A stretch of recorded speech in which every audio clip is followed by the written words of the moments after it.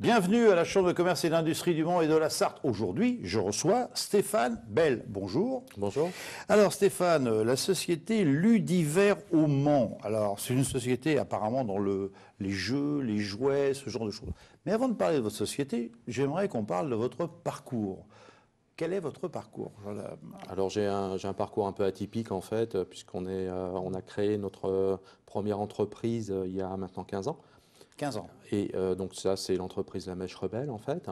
Et il y a 3 ans, on a recréé une deuxième entreprise qui, elle, s'appelle Ludiver. Alors après, on est toutes les deux en fait dans la même activité qui est le jeu et jouet. Et donc un parcours un petit peu atypique tout simplement parce que je n'ai pas subi de formation spécifique ou autre. Moi je viens de l'université avec une licence de physique et on s'est lancé dans cette entreprise par le biais en fait de la création des jeux puis ensuite en fait de leur fabrication. Donc vous aviez un côté un peu informatique ou pas? Non, pas du tout? Non, pas du tout, parce que Pas nous, du c'est tout. du jeu de société. Donc, Ah oui, jeu de société. Voilà, c'est jeu de société. Donc, à partir de là, on n'avait pas le support informatique. On l'a découvert un petit peu au fur et à mesure, notamment le support Internet. Puisqu'il y a 15 ans, en fait, c'est des choses que nous, on a découvert. Et puis, ma collègue, Stéphanie Zinobert, qui, elle, était aussi issue de l'université, mais sur une partie, en fait, histoire de l'art et graphisme. Donc là, c'était un petit peu plus proche, puisque du coup, elle a pris en charge, naturellement, en fait, l'ensemble du développement graphique des créations. Ça me fait plaisir de voir que des universitaires vont vers le sens, effectivement, de l'entreprise, parce que ce n'est pas toujours le cas, croyez-moi, et ça me fait plaisir au moins d'avoir un universitaire, enfin, il y a deux, mais un universitaire devant moi. Alors, on va parler de vos deux sociétés. Donc, il y a la société La Mèche Rebelle. Pourquoi La Mèche Rebelle? D'abord le nom, c'est drôle. Oui, tout à fait. C'est ce qu'on voulait de toute façon. On voulait quelque chose qui se démarque totalement de ce qui se faisait à l'époque. Ah, ça se démarque. Oui, puis ça se démarque encore aujourd'hui. Donc on est très content de notre coup en fait.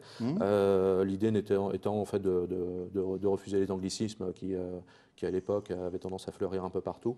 Et puis c'est aussi quelque chose qui nous a bien correspondu, qui nous correspond de plus en plus. Alors qu'est-ce qu'on y fait dans cette société La Mèche Rebelle? Alors la première chose qu'on fait, le cœur de métier en fait, c'est la création. Donc création, on a créé des supports ludiques, des jeux de société, des jouets. On a même créé des casse-têtes, des tables de jeu. Et donc ça, c'est vraiment le cœur de métier en fait. D'accord. Voilà. Mais est-ce que le jeu de société aujourd'hui par rapport à l'Internet, parce que bon, sur les applications, on a des choses comme le Monopoly, enfin plein de jeux de société. Est-ce que, en fin de compte, ce jeu de société a encore devant lui, je ne veux pas dire un avenir, mais bon. on a la chance en fait, en travaillant dans ce domaine, de travailler avec un support, donc le plateau par exemple, le plateau qui se déplie avec les pions et le dé pour un parcours. Un support qui a 300 ans et qui a quasiment pas évolué en 300 ans. Donc, et quand on regarde un petit peu le marché sur les 50 dernières années, on est sur un marché qui est en progression constante, d'à peu près en moyenne, je crois que c'est 7%, sauf depuis 2008 où on a eu simplement une croissance de 2%. Mais avoir une croissance de 2% sur un marché en 2008-2009, c'est quelque chose qui est quand même assez remarquable en fait. Donc nous, on n'a pas de souci par rapport en fait à l'envie des gens de continuer et à acheter des jeux et à les découvrir.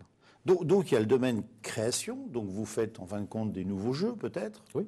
Et il y a bien sûr les anciens jeux du style le jeu de dames, le jeu d'échecs, ça vous faites aussi ou pas? Non, ça on fait pas du tout en fait. On a pris le parti sous notre marque Mèche Rebelle de ne faire que des jeux de création. Quand on est allé vers les jeux traditionnels, on est allé sur des jeux un petit peu exotiques en Afrique de l'Ouest, sur l'île de Java, enfin sur des jeux du monde en fait. Donc c'est un petit peu la même idée que les échecs ou les dames. Ce sont des jeux traditionnels, ils sont beaucoup moins connus. Et puis ce qui nous intéressait, c'était de découvrir un petit peu les cultures d'autres endroits. Dites donc, il y a un petit côté développement durable dans tout ça, non? Ah bah c'est plus qu'un petit côté développement durable. En fait, on allait venir. Non, mais c'était pour vous y amener gentiment. Fait, oui. Pour vous y amener gentiment. Donc on va aller vers la deuxième société. On a tout dit sur la première.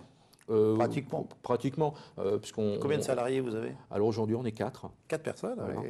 Et sur l'activité Mèche Rebelle, on a le jeu de marque dont on a parlé, et puis aussi ce qu'on appelle nous le jeu sur mesure, c'est-à-dire des jeux qui sont développés. Tout sur mesure. Voilà, jeux sur mesure.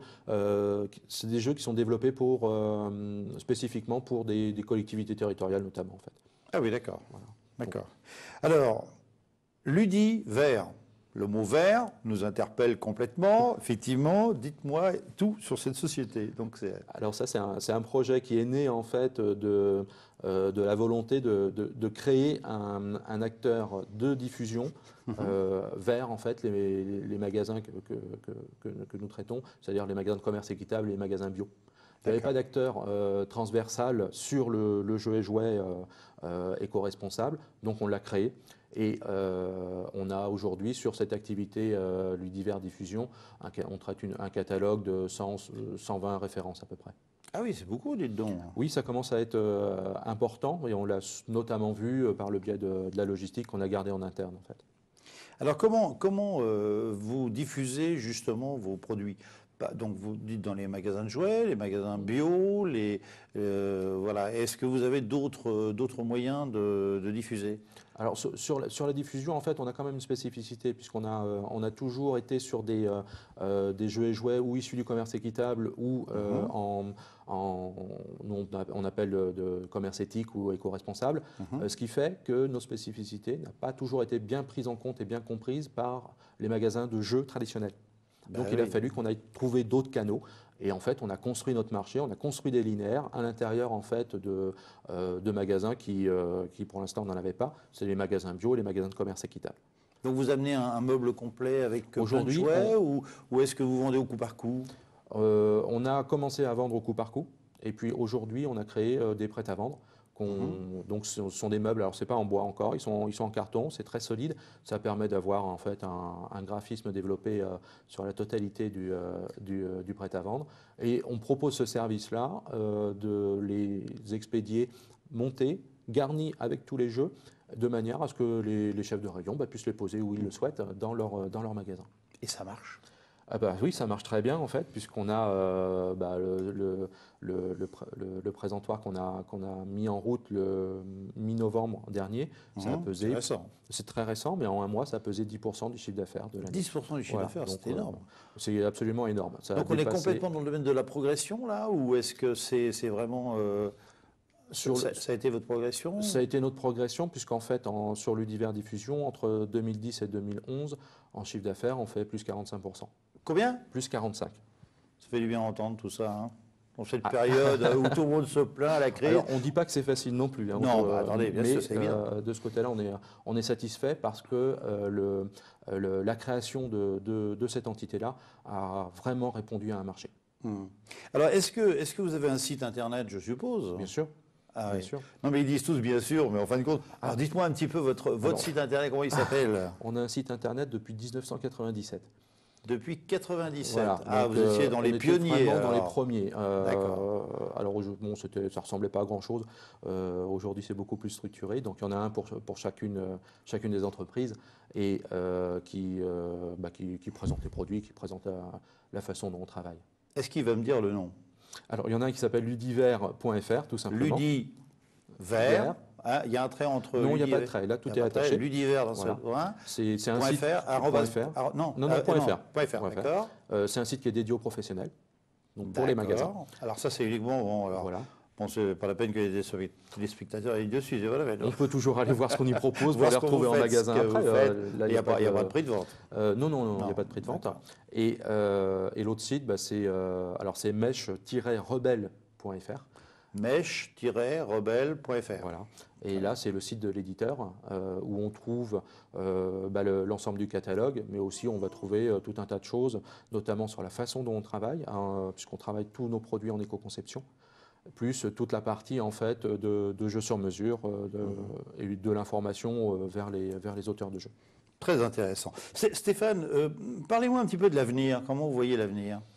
Nous, on le voit plutôt sous deux angles. En fait, il y a deux aspects. Le premier, c'est l'export, puisque cette année, en fait, on a entamé une démarche export qui est assez conséquente, puisque nous, on est une petite entreprise, en fait.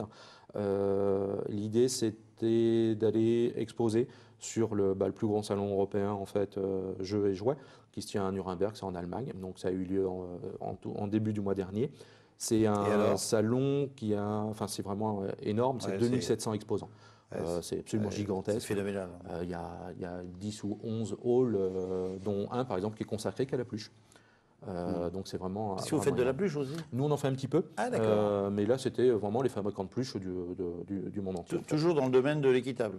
Alors là par contre non, c'est un salon qui rassemble en fait toute la profession industrielle du jeu et jouet. D'accord. Donc, en ce qui nous concerne, nous, on était un petit peu, déjà d'une part, le petit pousset, et puis d'autre part, un petit peu, enfin, avec notre spécificité éco-responsable ou écolo, en fait.